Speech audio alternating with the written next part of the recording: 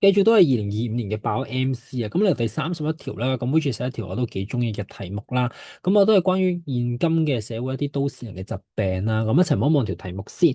咁啊，the diagrams below show a patient with a spinal nerve being compressed by protruding intervertebral disc caused by the frequent lifting of heavy objects 啦。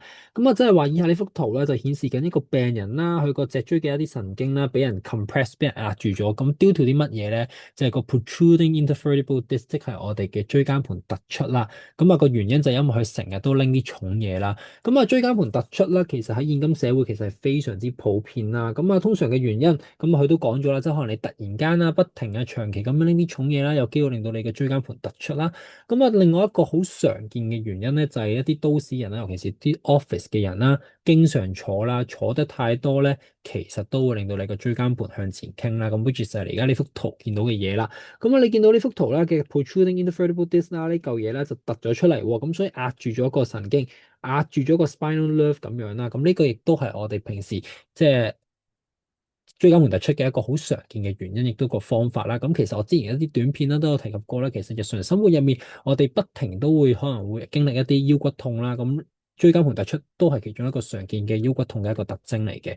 咁啊，望一望翻呢條題目究竟考緊啲乜嘢啦？咁啊，which of the following are the possible symptoms suffered by the patient 啦？咁啊，問你究竟呢個病人佢有椎間盤突出，咁究竟佢會有啲乜嘢 symptoms 會 suffer 到咧？咁啊，逐個答案睇啦。咁啊，第一個答案咯，就話 a reduction of blood supply to neck muscle，即係呢個脊椎神經受壓啦，就會令到個 blood supply 去我哋啲腳嘅肌肉少咗喎。咁啊，成件事簡直係唔合理啦。點解啊，同學仔？你都講明係 spinal nerve 咯，係 nerve 嚟噶嘛？nerve 控制啲咩㗎？我哋學嘅時候，nerve 係控制我哋嘅 sensation 啦、個感覺啦，同埋我哋嘅 motor 啊嘛，即係我哋嘅動能啦，即係我哋肌肉嘅喐動係咪？咁關唔關 blood supply 事啊？關唔關血液流動事啊？唔關事噶嘛。咁所以一就已經唔係個答案啦。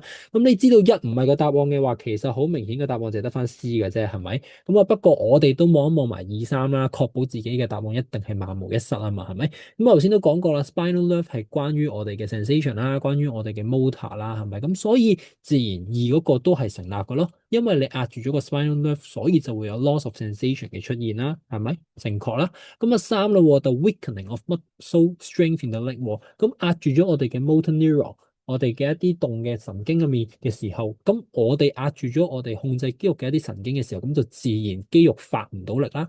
發唔到力，咪會有 weakening 弱咗嘅情況出現咯。咁所以三亦都係正確咯。咁所以個答案就係二同三啊。咁呢個題目咧，其實出得幾好嘅，因為佢有一啲貼近翻現實生活，我哋真係會面對到嘅疾病啦。而且同學仔，如果你去到大學嘅時候讀一啲醫療相關嘅課程嘅時候，其實呢一啲常見嘅疾病，which is 都係大學會教嘅嘢啦。咁當中嘅一啲 concept 其實都係 base 翻你 DSE 學過嘅一啲知識。咁所以而家考評局考得出嚟嘅時候，就希望同學仔可以見識多啲，即係將我哋 DSE 嘅知識應用喺日常生活，你會見到嘅一啲處境，見到嘅一啲疾病當中咯。咁呢個題目其實當年就唔難嘅，咁所以個答題比率都幾高啦。咁一齊望一望啦，第31條答啱嘅同學仔其實都有60%啦。咁所以其實大部分同學都明白個 concept 噶啦。壓住 spinal nerve 自然影響嘅就係我哋 sensation 同埋我哋嘅 motor neuron 啦，係咪？就唔關我哋嘅 blood supply 事啦。咁啊，希望呢個講解啦，可以幫到同學仔釐清翻呢個概念啦。